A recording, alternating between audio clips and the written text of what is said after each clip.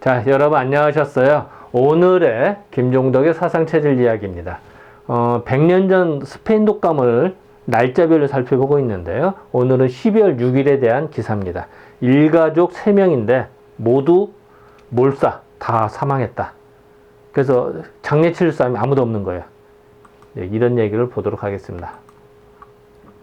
자, 일단 경과를 보면요. 10월 초순부터 우리나라에 상륙이 돼서 서울까지 전파가 됩니다. 근데 10월 중순 하순경에 와서는 상당히 전파가 돼서요. 사망자도 많아지고 뭐 유행성이 상당히 강합니다. 그래서 뭔가 위험하다 이런 생각을 하게 됩니다. 10월 말경까지 그 서울, 지방 뭐 완전히 퍼집니다. 그래서 인천 같은 경우는 매일 20명씩 사망합니다. 11월 초순에는 뭐 전국적으로 퍼져서 뭐 전멸이 되고 그 도둑이 스페인 독감에 걸려서 도망을 못 가서 체포되는 일까지 벌어집니다. 얼마나 독하고 힘들었으면 이러지 않았을까.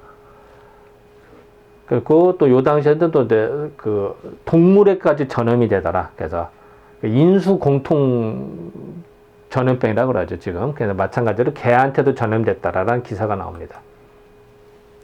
그때 11월 8일 날 서울은 조금 줄어든 것 같은데 뭐 지방은 여전하고요. 하다 보니까 이제 오죽 답답했으면은 고총, 옛날 무덤에 흙을 파다가 먹은 뭐 이런 기록도 나오고요. 뭐 완전히 그냥 다들 초토화되는. 그때 이제 미국에서는 이 당시에 이제 독감의 종두법이라고 그래서요. 혈청주사, 그러니까 병에 걸렸다 나섰던 환자의 항체가 생긴 혈액을 채취해서 그걸 가지고 그 환자를 치료하거나 또 예방을 하거나 하는 기법이 나옵니다. 뭐 지금도 사용하고 있죠. 이 방법은 이 당시에 이미 벌써 소개가 되고 있습니다. 11월 이제 하순에 와서는 뭐 이제 지방은 뭐 계속 퍼집니다. 근데 지방의 이제 큰 도시는 조금 줄어드는 것 같은데 지방의 소도시들, 시골 이런 데는 점점 퍼집니다. 이제 그런 거를 기사를 통해서 알 수가 있고요. 그래서 뭐 서산 같은 경우 완전히 뭐 전멸을 했다, 뭐 추수를 못한다, 뭐 이런 기록이 나옵니다. 뭐 수원도 뭐 그렇고요. 울진, 서산 뭐 계속 기사가 나옵니다. 그래서 오늘 기사 12월 6일 날 일가족 3명이 몰사했다. 얼마나 안타깝네. 한 명도 살아남을 수 없는 거. 한 집안에서. 그런 얘기를 보도록 하겠습니다. 12월 6일 날 기사를 보면요. 참 이렇게 나오네요. 일가, 한 집안이라는 얘기죠. 3구는 입이 3개라고 하니까 3명이라는 얘기입니다. 우리 식구라고 하죠. 밥 먹는 입. 그건 한 식구예요. 예. 근데 3명이에요. 3구라고 합니다. 일가의 3구가 몰사, 모두 다 사망했다. 뭘로? 독감에 걸려서. 무슨 독감? 스페인 독감에 걸려서 다 사망했다. 뭐 이런 얘기입니다. 참 안타까운 일이죠. 강화에서 일어난 사건입니다. 일가 3구 몰사. 일가의 한 집안 3명이 모두 몰사했다. 독감에 걸려서. 어디서? 강화군 선원면, 이걸로 볼게요. 강화군 선원면 선행리 382번지 박윤영이라는 사람이 있었나봐요. 그리고 40이 써 있는 거 보면 나이가 42살 했나 봐요. 이제 그런 걸로 보입니다. 뭐 다른 기록은 안 나오고 요것만 나오기 때문에 40이는 이제 42살로 추정을 했습니다. 이 사람은 수년 전에 갇혀 집안에 처니까 이제 아내라는 얘기죠. 갇혀 집안에 아내를 잃고 이제 살았다는 얘기. 어제는 지금도 이 번제가 나옵니다. 강화도에 쳤더니 나오더라고요. 그래서 사실 어느 집이나 뭐 오래된 집안에는 뭐 사망자 없는 집안이 없죠. 오래되면 다 사망하고 하는 거니까 어느 집안에 나옵니다. 그리고 이제 강화도의 이제 전등사인데 이제 이런 모습을 보고 자라고 이런 생활을 추정을 할 수가 있겠죠. 다만 당자는 장자라는 얘기죠. 큰아들 흥일과 차자, 둘째 아들 부일 이래 형제를 데리고 세 식구가 살아. 그러니까 이제 애엄마는 사망하고 애아빠하고 아들 둘하고 살았다는 얘기예요. 그런데 이번 유행감기에 붙들려서 스페인 독감에 걸려서 세 식구가 모두 다 사망을 했대요. 근데 이걸 아무도 모르는 거고 시체를 치우는 사람이 없었다는 거야. 안타까운 일이죠. 이때 마침 당진이 이제 그곳이라는 얘기죠. 그곳 경찰서 경부, 이제 경위에 해당되거든. 경부 이혜용 이름을 보니까 우리나라 사람 같네요. 우리나라 그 경찰서 간부인 거예요. 이 사람 경부가 그 동네에 출장을 갔는데 이걸 보게 된 거야.